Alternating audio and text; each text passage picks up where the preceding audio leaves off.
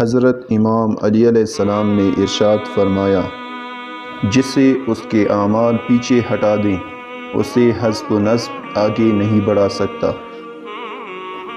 کسی مضطرب کی داد فریاد سننا اور مصیبت زدہ کو مصیبت سے چھٹکارا دلانا بڑے بڑے گناہوں کا کفارہ ہے۔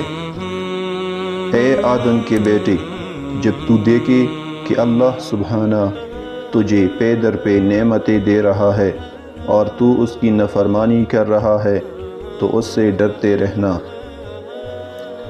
جس کسی نے بھی کوئی بات دل میں چھپا کر رکھنا چاہی، وہ اس کی زبان سے بے ساختہ نکلے ہوئے الفاظ اور چہرہ کے آثار سے نمایاں ضرور ہو جاتی ہے۔